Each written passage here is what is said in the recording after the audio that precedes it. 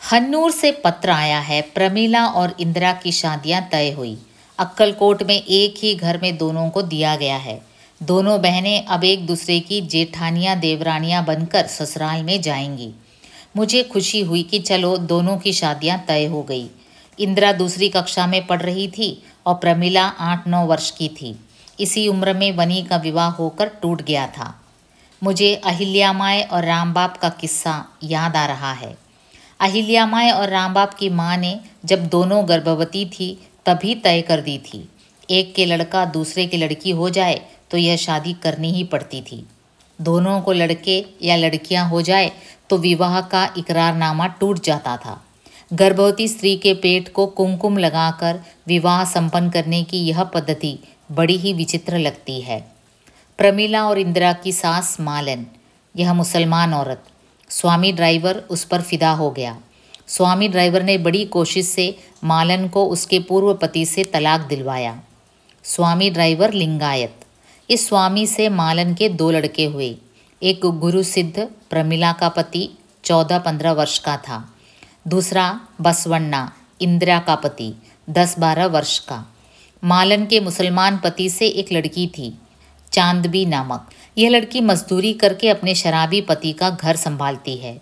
स्वामी driver की सोना नामक एक लड़की सोलापुर में वेश्या व्यवसाय करती है। प्रमीला और इंदिरा की शादी निश्चित करते समय माँ मुसलमान और बाप लिंगायत कहा गया था, क्योंकि स्वामी ड्राइवर और हमारे काका दोनों लिंगायत, पर मसामा महार और मालन मुसलमान। मसामा मुसलमान से हुई हैं ऐसा कहा गया था। दादा को बाप के रूप में बताया गया। दादा तो मुसलमान था ही। शादी के तुरंत बाद कुछ कर्मकांड हेतु प्रमीला इंदिरा को ससुराल अर्थात अक्कलकोट ले जाया गया। उनके साथ वनी भी थी। प्रमीला इंदिरा की ससुराल के सम्मुख ही दारू का अड्डा था। दारू बेचने वाले मालिक में और वनी में दोस्ती हो गई। 2 दिन बाद वनी, प्रमीला और इंदिरा वापस आए हमेशा के लिए, क्योंकि मसामा महार जाति की हैं, दलित हैं, इसका उन्हें पता चल गया था। नई नई शादी इस तरह टूट गई, गुड़िया की शादी की तरह। इंदिरा अब तीसरी में पढ़ रही थी और प्रमीला जलावन इकट्ठे करती घूम रही थी। दोनों के माथे सफ़ेद सफ़ेद थे। अक्कलकोट में शराब बेचने वाला व्यक्ति वनी की ओर आकृष्ट हुआ था। उसने वनी का पता पूछ लिया था। उसका उपनाम था इंडे। शराब, अफीम और गांजा बेचना यही उसका व्यवसाय था। चाकू से खेलने वाला, अनेक बार जेल हो आया था। पुलिस की ब्लैक लिस्ट में उसका नाम था। पहली पत्नी का खून कर चुका था। आयु में वनी से काफ़ी बड़ा। शराब के ग्राहक के रूप में वह हमारे घर आया। शराब पी, काका को पिलाई। नशे में उसने अपनी इच्छा व्यक्त की। काका तुलजापुर गए और इंडे के साथ वनी की शादी लगा कर आए। मैं बस्ती की चौपाल पर गया था। चौपाल पर मसाना और अंकुशाना चमड़ा सीते बैठे थे। चन्नू पटेल की गाय का बछड़ा मर गया था। बछड़ा मर जाने के कारण गाय दूध नहीं दे रही थी। उसका वात्सल्य फूट के आ नहीं रहा था। बड़ी परेशानी थी। गाय दूध नहीं दे रही थी। गाय दूध दे, इसलिए बछड़े का प्रतिरूप तैयार किया जा रहा था। बछड़ा मर जाने के बाद उसका चमड़ा निकाल लिया जाता है, सुखाया जाता है। गाय का दूध रुक गया हो तो वह दूध दे, इसलिए अंकुशाना और मसाना दोनों उस मृत बछड़े के चमड़े को फिर से सी रहे थे। भीतर भूसा भरकर पैरों के स्थान पर लकड़ियां बांधी गई थी। जैसे कोई थैला सिया जाता है, वैसे प्रतिरूप सिया जा रहा था। ऊपर से बछड़े का चमड़ा, भीतर भूसा तथा लकड़ियां। इस प्रतिरूप को गाय के सामने खड़ा कर दिया जाता है।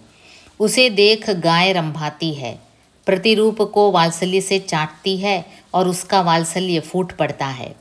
जानवरों तक में प्यार होता है, ममता होती है।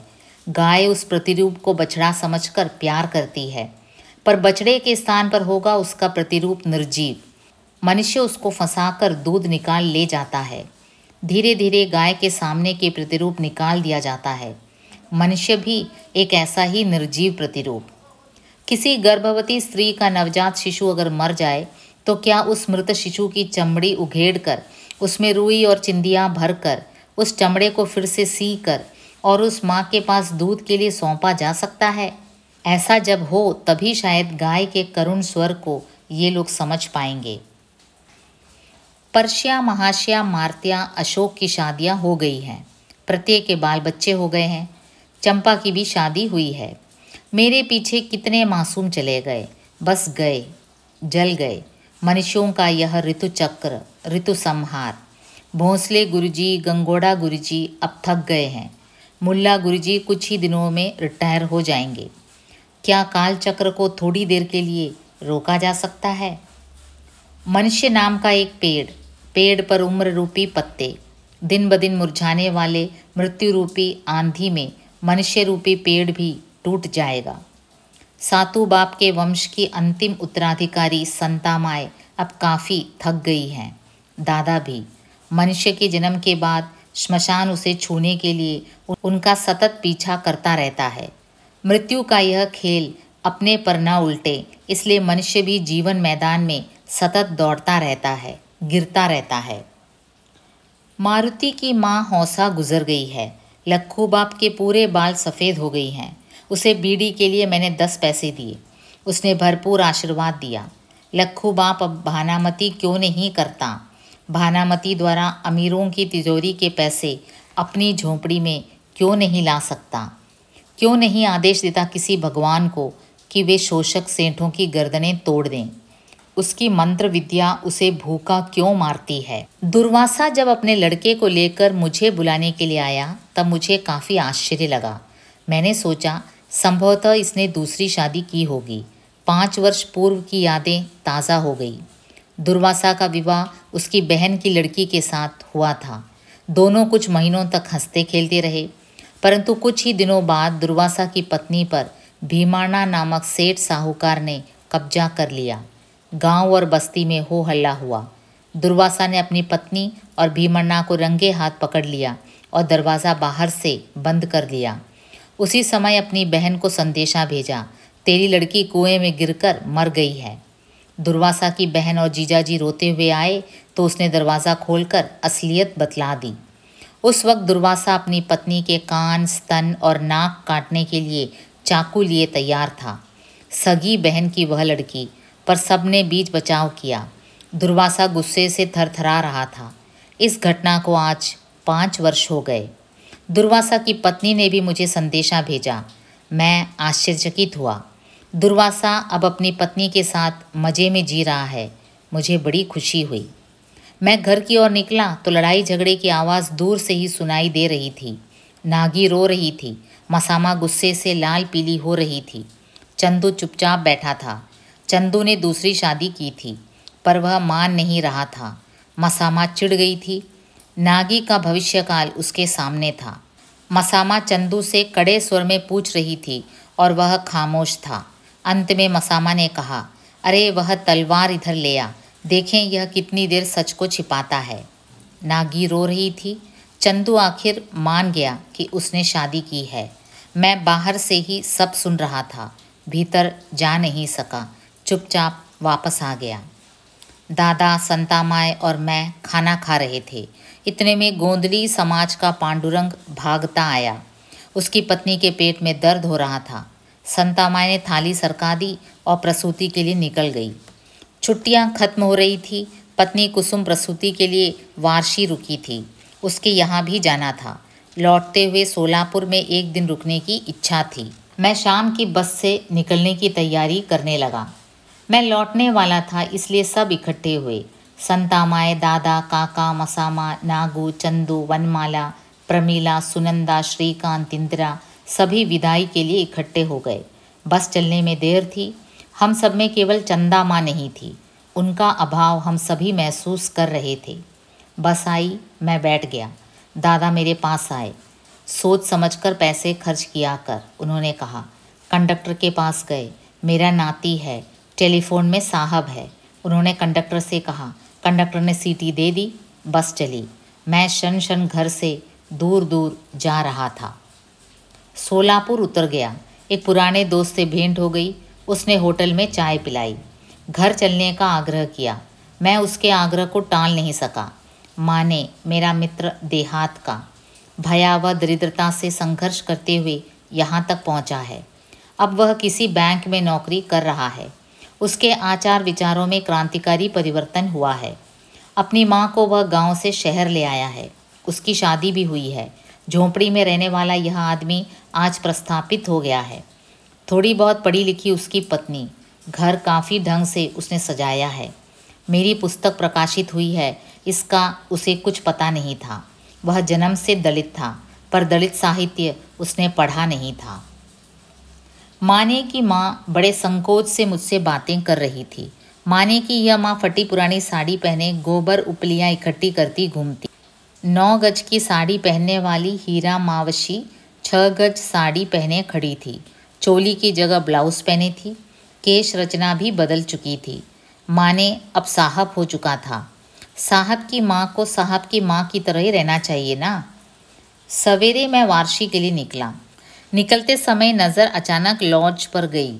एक नया विश्व दर्शन हो रहा था। चंद्या और उसकी पत्नी लॉज में रुके थे। इसी शहर में चंद्या की 2 बहनें हैं, पर वह झोपड़ियों में रहती हैं।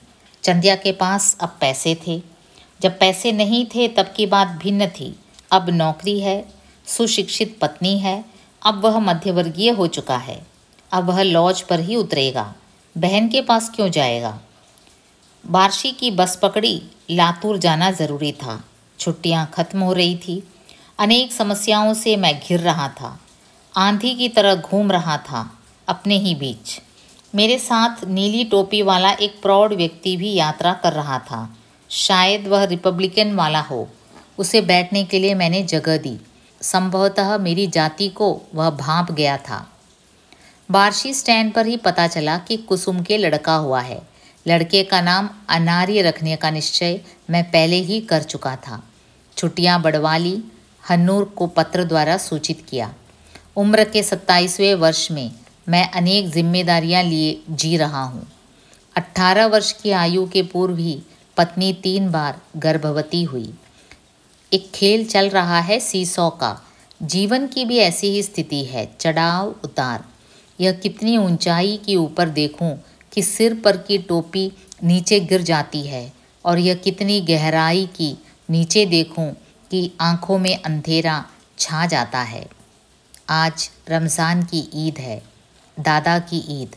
दादा ने बुधवार के बाज़ार में शर्ट टोपी खरीदी होगी उधार। मस्जिद में नमाज पढ़ने गया होगा। संतामाएँ किसी मुसलमान के घर शूर खुमा मांगने गई होंगी। दादा की मृत्यु के बाद उनका जनाना कौन उठाएगा। मुसलमान कैसे आएंगे। दादा का क्रियाकर्म क्या मुसलमान करेंगे। फिर दादा को कहाँ दफनाया जाएगा। दादा के शव का क्या होगा। उनकी श्मशान भूमि कहाँ है। संतामाए मसामा की मृत्यु के बाद उनके क्रियाकर्म के लिए क्या लोग इकट्ठे होंगे। व्यवस्था का यह चक्रव्यूह ऐसा क्यों रचा गया है। इस नीति अनीति को किसने बनाया है, क्यों बनाया है। मेरे जन्म को ही अगर अनैतिक घोषित किया गया हो तो मैं किन नीतियों का पालन करूं।